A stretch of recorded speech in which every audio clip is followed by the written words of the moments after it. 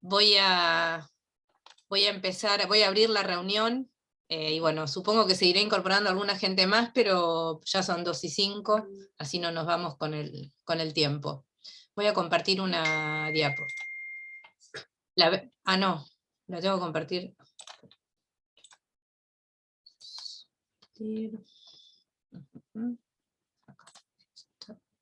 Compartir.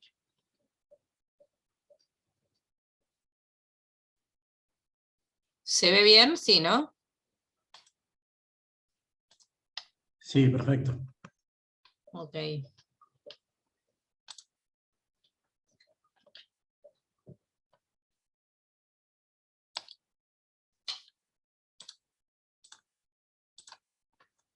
Bueno, entonces hoy vamos a escuchar a los doctores Matías Blaustein y Natalia Rubinstein. El título del seminario de hoy es Biología de Sistemas y Aspectos Sociales del Cáncer.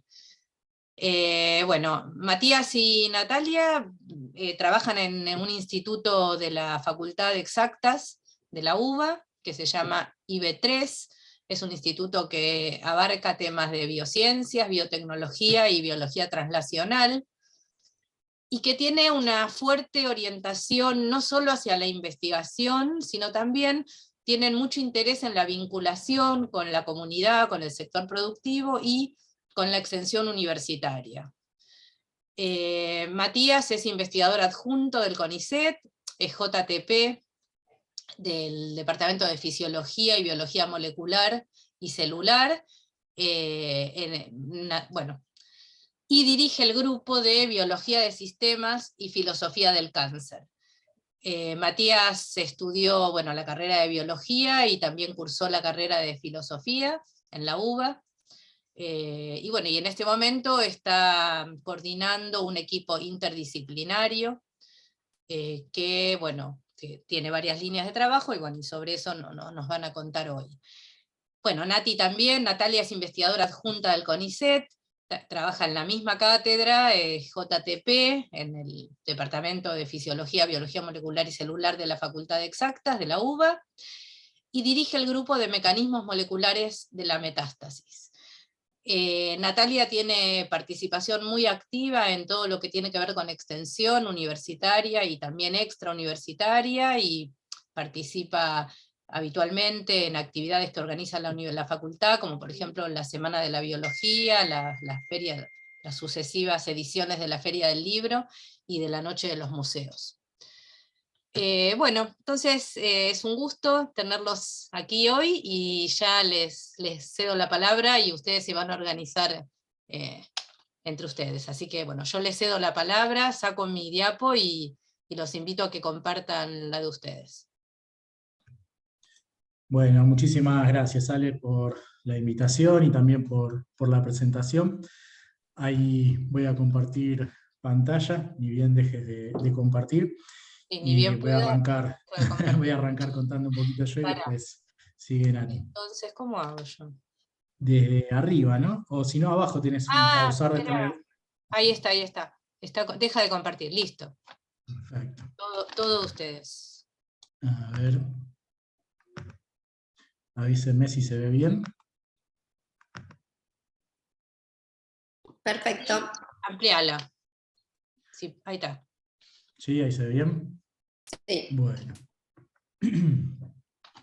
Bueno, como bien introdujo Ale, la presentación que vamos a dar hoy con Nati está centrada en lo que llamamos biología de sistemas y también aspectos sociales del cáncer. Y para comenzar, digamos, un poco esta pregunta, ¿no? Hace poco leía un artículo científico en donde el autor, un ruso, se preguntaba por la naturaleza del cáncer, qué es el cáncer, y particularmente se preguntaba por qué se le da tan poca importancia justamente a analizar esta pregunta en relación a cuál es la naturaleza del cáncer.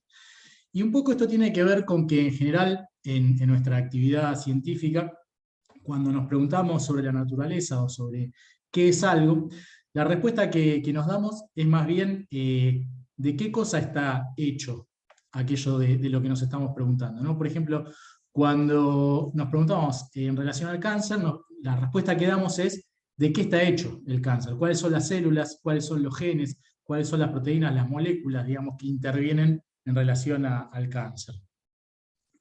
Entonces, un poco lo que ha ocurrido con la comunidad científica que estudia el cáncer a nivel biológico o biomédico, es que nos hemos volcado a estudiar los componentes moleculares y celulares, aquello de lo que el cáncer está hecho, que justamente definen la irrupción y la progresión del tumor, pero muchas veces nos olvidamos de preguntarnos acerca de la naturaleza de este fenómeno. De esta manera, los análisis en relación con los aspectos evolutivos o microevolutivos del cáncer, las claves ambientales o las dimensiones sociales, muchas veces aparecen relegados en relación a estas aproximaciones moleculares, biotecnológicas, o muchas veces también farmacéuticas. Y sobre todo lo que queda relegado es un abordaje, un análisis inter o transdisciplinario digamos, de lo que es el estudio de este conjunto de patologías que reciben en su conjunto el nombre del cáncer, el nombre de cáncer. Bueno, si uno agarra, por ejemplo, este libro, que es el Alberts, que es el libro con el cual muchísimas de nosotros estudiamos biología, mencionan que un cuerpo saludable, un cuerpo sano, es básicamente una sociedad celular, en donde la cooperación, en oposición a la supervivencia del más apto, es la regla. Y mencionan que cada célula se organiza en asambleas colaborativas o tejidos, donde se dividen, diferencian o mueren según sea necesario para el bien del organismo. Y justamente el cáncer va a venir a significar una irrupción, una ruptura de esta cooperación multicelular. En este paper de Atkipis y colaboradores, plantean 5 fundamentos cooperativos para la multicelularidad, ¿sí? Para lo que es un cuerpo sano, que tienen que ver con la inhibición de la proliferación de las células cuando no tienen que proliferar, con el control de la muerte celular, la asignación de los recursos, la división del trabajo y el mantenimiento de un ambiente extracelular normal, digamos, para lo que es el desenvolvimiento del cuerpo. Y justamente el cáncer, como mencionaba hace un rato, va a venir a significar una ruptura en esta cooperación multicelular, y ellos denominan que, o mencionan, digamos, que el cáncer va a venir a significar hacer trampa en cada uno de estos 5 fundamentos de la multicelularidad que yo les mencionaba hace un rato. Es decir, romper con esas reglas compartidas. Entonces, un poco la pregunta, digamos, que tiene que ver con lo que yo mencionaba al principio es, bueno, si el cáncer en definitiva va a ser romper con este fenómeno cooperativo, colaborativo, si el cáncer muchas veces va a llevar a la muerte de los organismos, ¿por qué existe el cáncer? ¿No? Es una pregunta muy básica que muchas veces no se trabaja o no se responde. ¿Por qué existe el cáncer a lo largo y ancho del mundo en tantas especies? ¿Y por qué no aparecieron mecanismos para lidiar con el cáncer y para que no exista más en la evolución? Si uno se fija a lo largo de las distintas especies, géneros, familias, reinos que componen la vida, va a encontrar que en muchísimas de estas familias, a lo largo de lo que es el árbol de la vida, vamos a encontrar en rojo fenómenos de cáncer, en amarillo fenómenos de tipo cáncer, en casi todos los fila que componen la vida, ¿sí? Sobre todo en vertebrados y en mamíferos está recontra diseminado. Vamos a encontrar que prácticamente todas las especies tienen algún fenómeno de cáncer o de tipo cáncer. Sin embargo, pese a que hay un montón de especies y géneros que tienen cáncer, vamos a encontrar varias especies que desarrollaron resistencia al cáncer. Hay algunos organismos paradigmáticos. Uno va a encontrar que existen especies de murciélago, de ardillas, de rata topo, pero sobre todo el elefante y la ballena aparecen como paradigmas de especies animales donde no solamente es muy difícil encontrar individuos que tengan cáncer, sino que incluso si uno aísla células de estos individuos y trata de inmortalizarlas, ¿no? Trata de generar líneas celulares, que es un fenómeno reminiscente de un tumor, va a encontrar que es prácticamente imposible o que es muy difícil generar líneas celulares de elefantes o de ballenas porque se resisten justamente a la inmortalización. Y se han encontrado para estos organismos toda una serie de mecanismos moleculares, de cambios, digamos, de mutaciones, que de alguna manera explican. Por ejemplo, en el caso del elefante hay una serie de duplicaciones del gen P53 que de alguna manera explican por qué estos organismos se resisten, digamos, a tener cáncer. Es decir, no es cierto que la evolución necesariamente no haya encontrado la manera, digamos, de lidiar con el cáncer. En varios organismos sí existe el cáncer. En varios organismos, perdón, se han encontrado mecanismos para que no haya cáncer. Y por el contrario, tenemos una serie de especies en las cuales no solo hay cáncer, sino que los niveles de incidencia de cáncer son altísimos. Acá yo les muestro algunos ejemplos, por ejemplo, la rata marsupial o el ratón, o particularmente el demonio de Tasmania. El caso del demonio de Tasmania es muy particular porque no solamente tienen alta incidencia de cáncer, sino que tienen la capacidad de propagar a otros organismos, a otros individuos el cáncer. Cuando los demonios de Tasmania pelean entre sí y se muerden, generan tumores faciales capaces de ser contagiados a otros individuos y de hecho en este momento está experimentando un fenómeno, digamos, de extinción local. Están al borde de la extinción los demonios de Tasmania, producto, digamos, de este cáncer que hace como si fuera una especie de metametástasis. Entonces tenemos especies con muchísimo cáncer y especies que prácticamente no tienen cáncer, y esto un poco nos lleva a tratar de entender, bueno, ¿por qué existe el cáncer? Que es un poco lo que yo me preguntaba al principio, ¿por qué se mantiene en la evolución el cáncer si tenemos especies como la ballena o el elefante que han tenido la capacidad, digamos, de desarrollar mecanismos moleculares para evitarlo?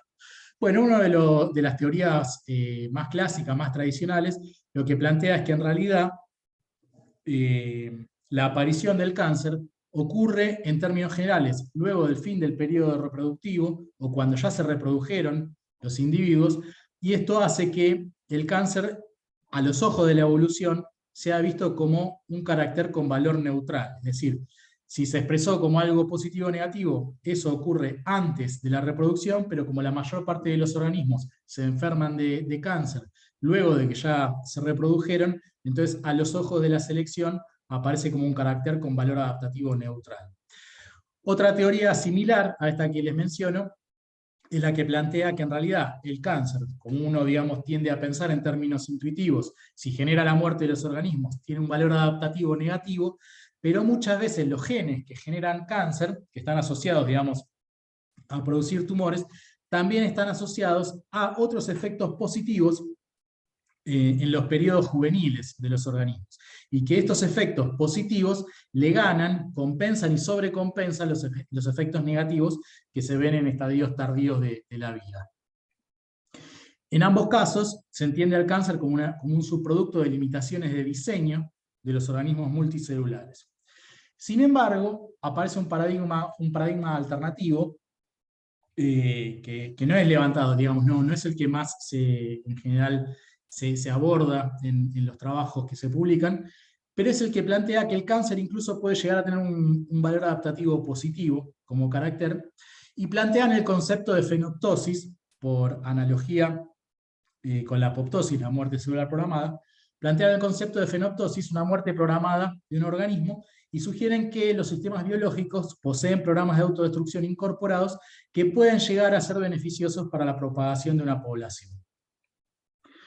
En ese sentido, digamos, en este caso el proceso oncológico aparecería en la evolución como un programa de desintegración sistémica, con el rol del tumor como una especie de organizador, coordinador y marcapasos. Obviamente, este concepto ha generado mucho ruido, pero bueno, está dentro, digamos, de lo que hoy se discute, y entonces, teniendo en cuenta las distintas posibilidades que yo les mencionaba, se puede pensar que la incidencia del cáncer en las distintas especies podría no ser necesariamente neutral o negativa, sino que podría ser algo que esté finamente modulado por la evolución, es decir, cuánta incidencia de cáncer tiene una determinada especie, afectando el tamaño o la tasa de crecimiento de una población o su capacidad de responder frente a perturbaciones del ambiente. Esto para mencionar algunos de los aspectos evolutivos y para tratar de entender un poco por qué las especies tienen o no tienen cáncer. Y eso tiene que ver un poco con el tema, digamos, de la charla de hoy, que es el cáncer, digamos, y la biología de sistemas, y que justamente es tratar de abordar este fenómeno desde una perspectiva compleja. Yo encontré esta imagen de la revista Trends in Cancer, en donde uno puede encontrar desde el nacimiento, digamos, hasta la muerte, toda una serie de dimensiones o aspectos que tienen que ver con lo que nosotros en general estudiamos en nuestros laboratorios, en donde vamos a encontrar biomarcadores, en donde vamos a trabajar con térmicas ómicas, vamos a analizar el microambiente de un tumor, pero también aparecen en esta imagen toda una serie de cuestiones que muchas veces se dejan de lado y que aparecen en la forma de la imagen de una fábrica, cigarrillos, árboles, contaminación radiactiva, el estilo de vida, el ambiente, el acceso a la salud, y que marcan, digamos, otros determinantes de la salud y de la enfermedad que tienen que ver mucho también justamente con el cáncer. Entonces, parte, digamos, de la charla de hoy va a ser no solamente mencionar algunos aspectos moleculares y celulares relacionados con el cáncer, sino también los aspectos evolutivos que yo les mencionaba hace un rato, los aspectos biomédicos, y algunas cosas que vamos a estar charlando con Natalia al final, que tiene que ver también con las dimensiones ambientales y sociales del cáncer, y en definitiva también con su dimensión ética. Bueno, yo les estuve hablando bastante de biología de sistemas, trato de hacerles, digamos, una primera presentación o introducción de qué es lo que entendemos por biología de sistemas. Básicamente es el estudio de los componentes biológicos. Esto puede ser genes, puede ser proteínas, puede ser los componentes celulares y metabólicos, pero justamente desde una perspectiva no reduccionista. La idea, digamos, del abordaje no reduccionista es una idea que va a estar flotando en toda la presentación que vamos a hacer hoy, y que tiene que ver justamente con que el todo es más que la suma de las partes, y que las características que nosotros queremos estudiar, un fenómeno complejo como el que queremos estudiar, en este caso el cáncer, desaparece si las partes se desensamblan. Es decir, no alcanza con estudiar una determinada quinasa, no alcanza con estudiar un determinado gen o una determinada fosforilación, si no tenemos en cuenta todo el conjunto, no solamente lo que tiene que ver con la interacción entre las distintas moléculas, sino con la interacción de esas moléculas dentro de una célula con las moléculas del microambiente de esa célula, a la vez de esas células con otras células dentro de ese organismo con el ambiente, en el caso de los seres humanos, con una sociedad, con un ambiente, etcétera, etcétera. Entonces, bueno, mucho de lo que hace la biología de sistemas es, a partir, digamos, de hipótesis biológicas, utiliza muchísimo de datos de las nuevas tecnologías, por ejemplo, las técnicas ómicas, transcriptómica, genómica, metabolómica, proteómica, etcétera, mucho de lo que tiene que ver con datos de microscopía, de fluorescencia, y utiliza muchísimo técnicas de computación, modelado matemático, data mining, big data, para poder tratar de trabajar sobre aquello que justamente escapa a la intuición humana, porque es demasiado complejo, a través de un enfoque, digamos, interdisciplinario e integrador que tiene en cuenta un poco esas propiedades emergentes. Eso a su vez genera nuevas hipótesis y va regenerando el círculo que yo les comentaba hace un rato. La idea entonces un poco de la biología de sistemas es integrar biología experimental y biomedicina con herramientas computacionales y matemáticas como las que les mencionaba recién, bioinformática, data mining, modelado y simulaciones. Algunas de las preguntas que nos hacemos, por ejemplo, en nuestro laboratorio de biología de sistemas del cáncer, si uno tiene una determinada célula, ¿cuáles son los mecanismos moleculares clave para que una célula realice una determinada decisión celular? Decisión celular, obviamente lo ponemos entre comillas, pero nos referimos, por ejemplo, a qué es lo que hace que una determinada célula, cuando recibe una señal 1, por ejemplo, una célula humana, cuando recibe un determinado factor de crecimiento, una hormona, o podría ser una levadura cuando recibe una feromona, ¿qué es lo que hace que una determinada célula, cuando recibe esa señal, decida proliferar, ¿sí?, iniciar ese programa o ese fenotipo, o por el contrario, decida iniciar una muerte celular programada o diferenciarse? Otro tipo de preguntas: ¿por qué dos células aparentemente idénticas, incluso iguales a nivel genómico, pueden responder de manera diferente a un mismo estímulo? ¿Sí? Lo que es la variabilidad célula-célula. Eso nos lleva también justamente a tratar de entender, esa variabilidad célula-célula es muy importante para tratar de entender preguntas como ¿por qué una pequeña fracción de células tumorales logra evadir un tratamiento antitumoral? Cuando nosotros utilizamos un tratamiento que aniquila el 99,9% de las células tumorales, ¿qué es lo que pasó? Que hizo que un 0,1% de las células logre evadir ese tratamiento, lo que normalmente la biología molecular clásica descarta como ruido, justamente para la biología de sistemas y sobre todo para la biología de sistemas del cáncer, va a resultar muy importante. Bueno, así ve un poco la célula, la biología de sistemas del cáncer, ¿no? Como un conjunto de moléculas clave que están unidas, interactuando por flechitas que marcan activaciones de un lado hacia el otro, o por inhibiciones que van desde una molécula hacia la otra, no solo dentro de la célula, sino también con determinadas moléculas o proteínas que están por fuera de la célula. Y esto a su vez se hace todavía más complejo si tenemos en cuenta las interacciones entre distintas células del mismo tipo o distintas células del tumor con otras células adyacentes como células endoteliales, fibroblastos o macrófagos, ¿sí? Todo esto es lo que lleva a muchos autores que trabajan en cáncer a plantear que la manera en que tiene que ser abordado el cáncer es como un fenómeno de biología de sistemas.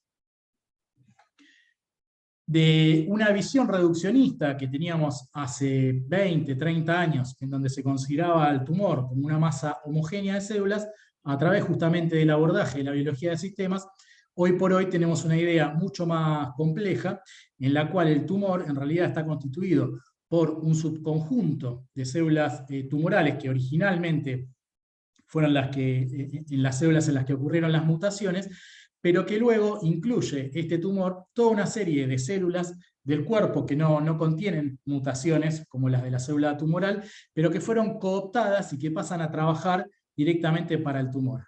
Esto vale tanto para fibroblastos como células endoteliales como células simples. Entonces, dentro de este panorama tan complejo, justamente estudiar variabilidad célula a célula, que yo les mencionaba hace un rato, es algo muy importante para tratar de entender la heterogeneidad fenotípica y la resistencia a tratamientos antitumorales. Esto nos lleva, por ejemplo, a nuestro grupo de trabajo, y sin profundizar mucho, a trabajar con reporteros fluorescentes que nos permiten, dentro de una célula viva, poder trabajar con mediciones en tiempo real y en células individuales, ya sea a través del análisis, por ejemplo, de la localización subcelular o del aumento de fluorescencia de un determinado reportero, y poder cuantificar la variabilidad célula a célula dentro de una línea celular o dentro de un tumor. Por ejemplo, en nuestro caso, nosotros trabajamos con la quinasa AKT, que es una proteína quinasa que normalmente reside en su forma inactiva en el citosol, y que cuando se activa se moviliza la membrana plasmática, luego lo cual va a distintos compartimentos subcelulares. Nosotros hemos generado toda una serie de reporteros fluorescentes que nos permiten, acoplando a AKT1, 2, distintas proteínas fluorescentes, ver justamente el cambio de localización de esa proteína fluorescente.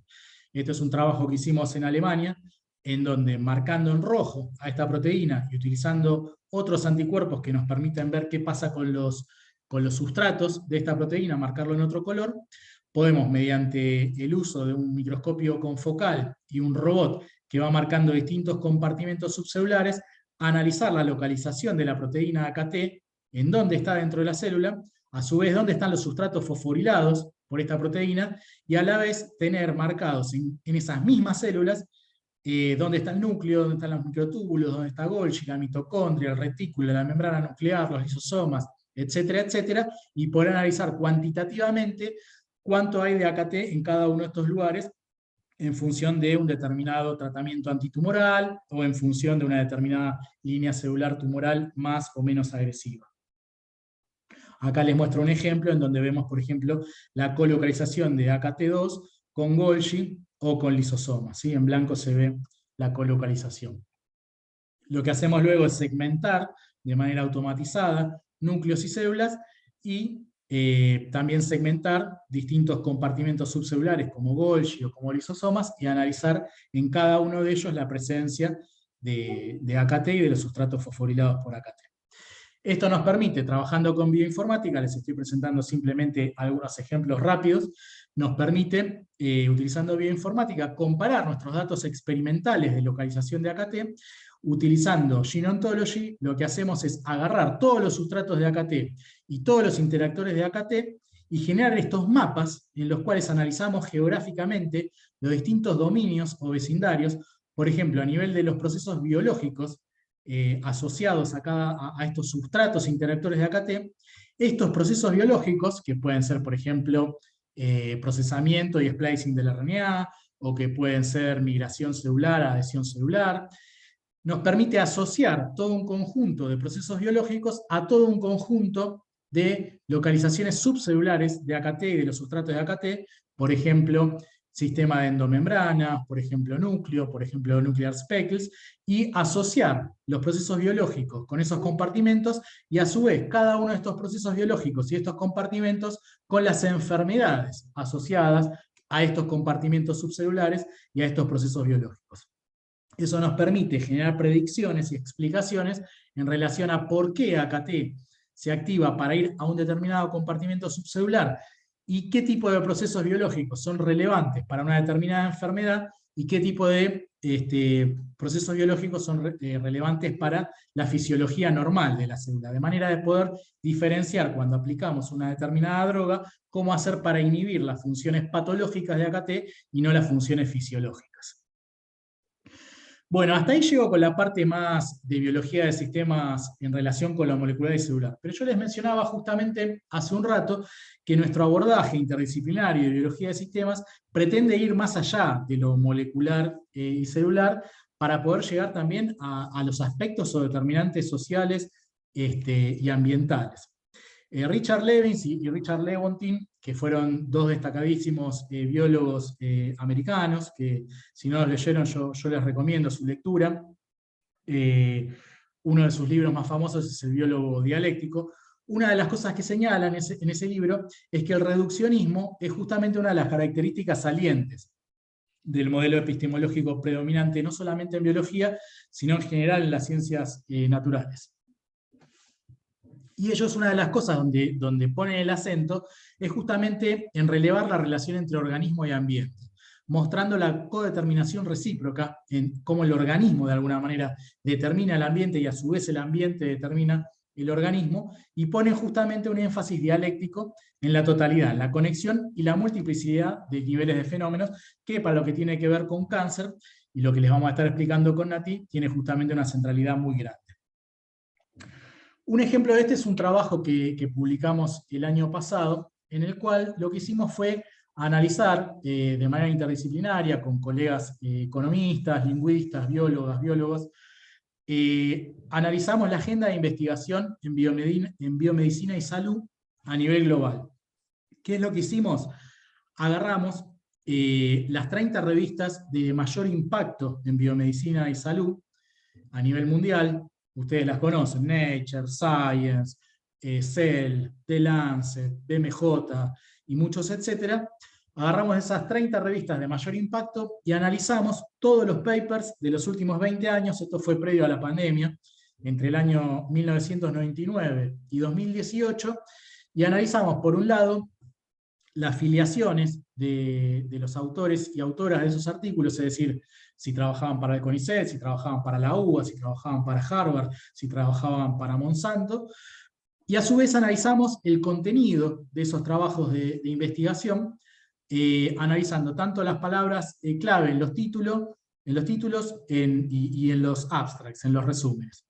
Y con eso un poco tratamos de analizar el contenido de esa agenda de investigación en biomedicina y salud a nivel mundial. ¿Con qué nos encontramos? Bueno, por un lado es que cada vez con mayor, cada vez digamos aparece más fuerte en redes de coautoría empresas farmacéuticas. Es decir, si nosotros sabíamos que muchas veces las corporaciones farmacéuticas aparecen subsidiando parte de lo que nosotros hacemos, aparece una profundización de esa tendencia o ese modelo en el cual en los últimos 10 años cada vez es más fuerte la aparición de autores y autoras que directamente trabajan para compañías farmacéuticas en coautoría con autores de instituciones públicas de biomedicina y salud. Además, lo que aparece, esto no les voy a decir nada nuevo, esto obviamente lo saben, es un predominio obviamente de una concentración geopolítica en relación a quienes publican en esas grandes revistas. Básicamente autores y autoras de Estados Unidos, de la Unión Europea, del Reino Unido, y en el último tiempo de China también. Y este reduccionismo que yo les mencionaba hace un rato, aparece sobre todo de manera de que los principales términos que aparecen en esos papers son términos relacionados, ligados con la biología molecular y celular, o con la biotecnología. ¿Sí? Esto habla justamente de un reduccionismo, y que los temas de investigación que más aparecen son justamente el cáncer y las enfermedades cardiovasculares, que son las enfermedades más asociadas al lucro en salud. Ustedes me podrían decir, bueno, pero también son de las enfermedades más prevalentes. Es cierto, pero también si uno busca las otras enfermedades más prevalentes, como justamente enfermedades infecciosas o digestivas relacionadas con la pobreza, que muchas veces generan la misma cantidad de enfermedad y de muerte a nivel mundial, esas aparecen marginadas de la agenda de investigación en biomedicina y salud. Todo esto que les estoy mencionando tiene que ver con un extractivismo de conocimiento, desde, digamos, las instituciones públicas a las grandes corporaciones privadas, una colonialidad del saber, donde muchas veces importa la agenda desde los principales países centrales, el reduccionismo que yo les mencionaba recién, y un discurso dominante científico que hace que uno trabaje más en determinadas enfermedades que en otras. Y lo más importante, y esto quería mencionar, para dar un poco la entrada a lo que va a contar Nati, es en esta agenda de investigación en biomedicina y salud, de las 30 principales revistas en cuanto a factor de impacto en biomedicina y salud, es que aparece también marginado un análisis de cuáles son los causantes o determinantes sociales y ambientales asociados a las enfermedades. Lo que uno se va a encontrar básicamente en estas revistas es qué genes o qué moléculas o qué proteínas son las determinantes de una determinada enfermedad, cuáles son las drogas, cuáles son los tratamientos que yo puedo, en todo caso, aplicar, y muchas veces cuáles son los tratamientos que le puedo vender a quien los pueda pagar, pero lo que no aparece en la agenda de investigación, o lo que aparece marginado, ¿sí? Porque obviamente en algunos papers aparece, pero lo que aparece más marginado es justamente cuáles son esos determinantes sociales y ambientales que generan, en primer lugar, la enfermedad, ¿sí? A eso nos referimos también con un reduccionismo que deja de lado esos determinantes sociales o ambientales. Y con esto le paso la palabra a Nati para contar un poco sobre lo que es la experiencia de la práctica social educativa, aspectos sociales del cáncer, en la cual estuvimos trabajando. Bueno, muy bien, Mati, muy claro. Bueno, muy bien. Con las prácticas sociales educativas surge una oportunidad, en nuestro caso, de plasmar un interés, como decía recién Matías, de salir un poco de las cuatro paredes de la investigación básica a la que nos ocupamos ambos y tratar de poner un poco en acción nuestros otros intereses. En particular, las prácticas sociales educativas son impuestas por la Universidad de Buenos Aires a las distintas facultades para poder recibirse a los alumnos y alumnas. En este caso fue algo que fue como una piedra, una meta que se fue corriendo por la pandemia y por la implementación de estas prácticas que aparentemente ahora van a ser obligatorias para alumnos y alumnas ingresantes del 2022. Dicho esto, la práctica social educativa intenta que alumnos y alumnas salgan de las aulas y lleven su conocimiento hacia lugares vulnerables, a zonas que lo necesiten, y formen parte de este entramado que vendría a ser la sociedad a la que luego van a intentar sumergirse con sus saberes. Esto genera nuevas etapas y nuevos aprendizajes, en donde con Matías tratamos de meter nuestra cuchara y nuestros intereses, y formamos aspectos sociales del cáncer, que si querés la que sigue. Sí, acá estaba esta. Que lo que trata, la práctica social que generamos nosotros, lo que trata es de incorporar a alumnos y alumnas el concepto que bien plasmó Matías hace un rato de ¿qué otras miradas podemos tener sobre esta patología que es tan compleja y que quizás en la facultad directamente son puntos que ni siquiera se tocan?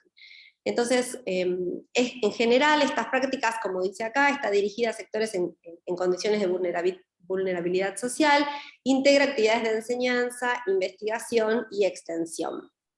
Si quieres la que sigue.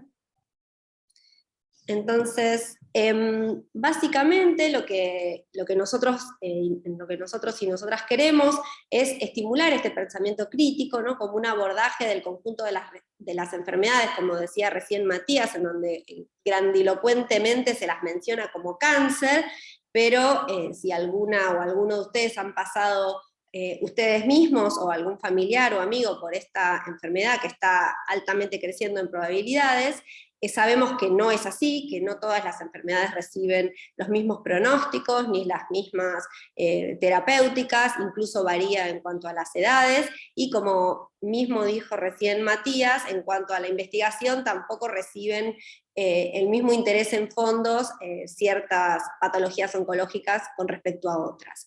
Entonces un poco la idea también es tratar de pensar al cáncer como un problema complejo y desde una perspectiva interdisciplinaria, ¿no?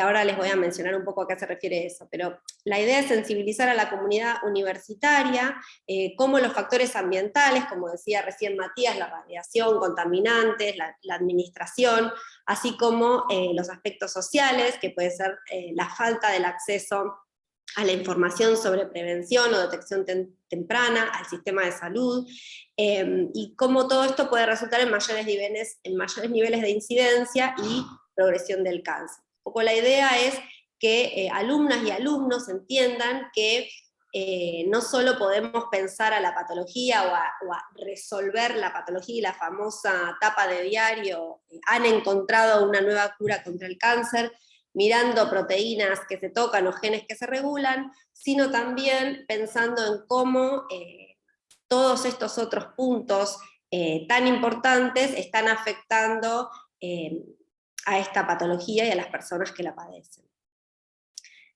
La que sigue. Entonces, lo interesante, como les decía antes, de las prácticas sociales educativas es a quiénes están dirigidas, ¿no? Y la idea es que estos alumnos y alumnas de las facultades, en este caso de biología, salgan de la facultad y se dirijan hacia un lugar en donde esta información que queremos transmitir o este punto que se quiera trabajar y debatir sea recibida, ¿no? O sea, alguien que esté interesado, una población que es vulnerable, que esté interesada en recibir esta información. Y sobre todo, algo muy importante, que incluso yo he aprendido sobre el camino, tratamos de nutrir una construcción de saberes. La idea de la práctica, sobre todo la nuestra, no es llegar y venir a decir, acá está la verdad, esto es lo que hay que hacer, sino también escuchar a estas personas, su forma de vida, sus intereses, sus preocupaciones, sus interrogantes, y incluso también sus formas de resolver los problemas. Y también, más que nada, conocer cuáles son las lógicas de estas distintas poblaciones en cuanto a temporalidad, ¿no? Porque uno habla también, por ejemplo, de la detección temprana y hay que hacerse una ecografía mamaria por año dependiendo de la edad, pero después resulta que no tenés acceso a una ginecóloga o un ginecólogo, no tenés acceso a una mamografía, o te haces la mamografía, pero por tu estilo de vida no podés retomar a ver de qué se trata ese resultado, a interpretar. Entonces, todo este trabajo, toda esta lógica en donde uno trata de llevar una información y no, hay que comer sano, tiene que estar acompañada de una construcción de saber, de un entender cómo viven estas otras comunidades y tratar de, en ese punto, en ese diálogo, en ese lenguaje común, construir este nuevo conocimiento que queremos llevar. Y que abre nuevos interrogantes, ¿no? Eso es lo más interesante. Entonces, en nuestro caso, en la práctica Aspectos Sociales del Cáncer, nuestros destinatarios son 2 bachilleratos populares, uno queda en el área metropolitana de Buenos Aires, ¿dónde está acá? En el Galpón Cultural, que queda en Claypole, y el otro es el Bachillerato Popular Independencia, que queda en Pompeya. En Pompeya, sí. no soy de Buenos Aires, y ya no puedo decir más que no soy de Buenos Aires, y me los mezclo. Ahí pueden ver una foto de los dos grupos. Como protagonista, digamos, de haber pasado por esta actividad, puedo decirles que supera las expectativas. Uno va con mucha ilusión y mucho interés y muchas ideas de cosas para hacer, y se lleva un montón de ganancia de haber interaccionado con estas personas y de entender también a dónde están esos puntos flacos y dónde uno tiene que volver a trabajar, no solo con el bachillerato, sino también con alumnas y alumnas de nuestra facultad, que también lo disfrutan muchísimo y aprenden un montón. Este tipo de herramientas que les estamos contando sobre el pensamiento crítico y sobre ir a escuchar otra comunidad, que en la facultad no está planteada. O como decía antes Matías, está planteada marginalmente. ¿Y la que sigue, Mati? Algo que nos pareció súper interesante, dado que estábamos hablando de cáncer, era traer organizaciones que estuvieran trabajando con pacientes, o que fueran pacientes o familiares, y para ello, dado que ambos trabajamos en cáncer de mama, nos contactamos con MACMA, que yo ya las conocía de otras actividades, y MACMA es una organización que está interesada en promover la detección temprana, haciendo distintas actividades, que les recomiendo si les interesa meterse en su página. Son muy originales y muy efectivas en lo que hacen, sobre todo muy creativas, y cómo van cambiando las alternativas para tratar de promover la detección temprana en las pacientes con posibilidades de tener cáncer de mama con ese riesgo, ¿no? Entonces, lo interesante de incorporar a estas organizaciones es que traen su visión, sus objetivos claros y concretos a alumnos y alumnas, de manera tal de que las personas que vienen a nuestra materia puedan empaparse de este tipo de actividades y luego convertirlas de alguna manera y trasladarlas al bachillerato popular, que luego les cuento de qué manera. También, si querés la que sigue.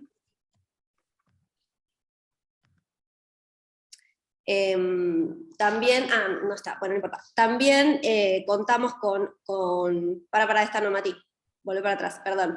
También contamos con otras preparaciones, con otros enfoques, que son aspectos del lenguaje y aspectos de la comunicación, y han venido personas a hablarnos también de otras actividades que se han hecho para recolección de datos ambientales y cómo vivir cerca de una fábrica o cerca de lugares donde se fumigan, eso puede afectar nuestra salud, y ese contenido que han recibido alumnas y alumnas de la PCE nuestra, van luego al bachillerato popular y deben convertirlo en un material que pueden trabajar con las alumnas y alumnos del bachillerato.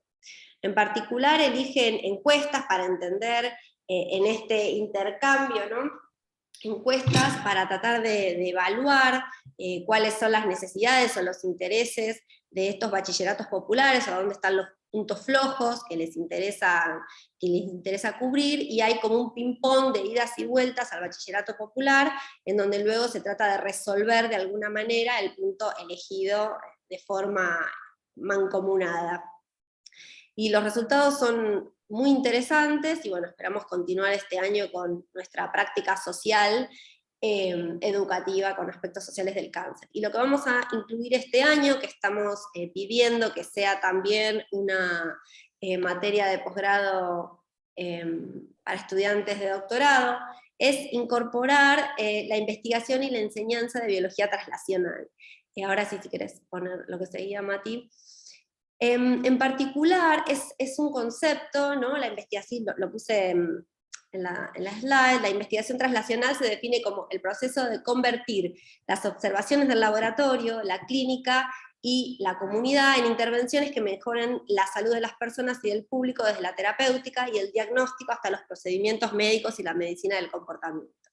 Eso parece como un montón, como, bueno, te deseo buena suerte, pero en realidad hay mucha gente tratando de formar redes y lazos reales, no solo diciendo, bueno, voy a una charla y te escucho, sino lazos reales con estos 3 pilares, ¿no? Los pacientes o las organizaciones que trabajan con pacientes, los médicos y las médicas, y las y los investigadores, ¿no? Donde cada uno y cada una intenta resolver un punto diferente, pero de manera aislada. Lo que trata de hacer la investigación en biología translacional es tratar de poder generar una red real, con un lenguaje unificado, lo más unificado posible, que de verdad intente resolver una problemática.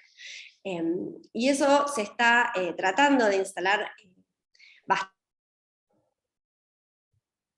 en el mundo. No es tan sencillo, no sé si, imagino que ustedes han intentado trabajar con hospitales o con ONGs, y muchas veces es muy difícil, sobre todo por las urgencias, ¿no? Tenemos diferentes urgencias, y eso hace que uno esté muy focalizado en el problema, bueno, en este problema, ¿no? En que las células no crecen, se contaminan, o que el paciente o la paciente tiene una urgencia real, ¿no? Le tengo que sacar el dolor ahora y le tengo que dar una respuesta ahora. Pero bueno, esta investigación trata de que uno pueda tomar un espacio, un esfuerzo, un tiempo, y dedicarle a esta biología translacional.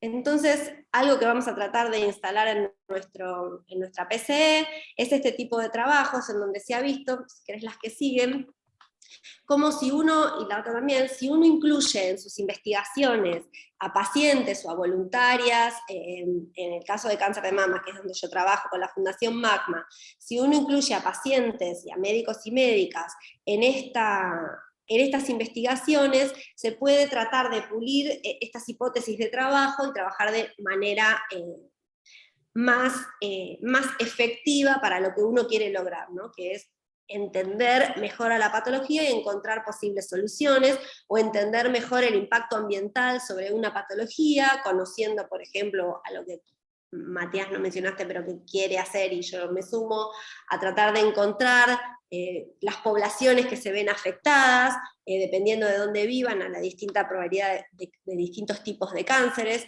Y algo que falta en nuestro país es la sistematización de la información, y cómo eso nos trae problemas a la hora de decidir, ¿no? Y por qué esta información no está, si es por falta de recursos o por un interés particular. Entonces, un poco la idea de nuestra PCE, si logramos que la acepten para curso de posgrado, también es incluir este tipo de abordajes de biología translacional, instalar este concepto, y también contar cómo es el día a día y cuáles son las dificultades con las que uno se enfrenta, y cómo son los caminos que uno sortea para poder de verdad trabajar con otras comunidades en otro lenguaje, ¿no? Con médicos y médicas, con ONGs, o con personas en situación de vulnerabilidad de lo que uno quiere instalar. Creo que ya está, ¿no? Hasta acá la PCE.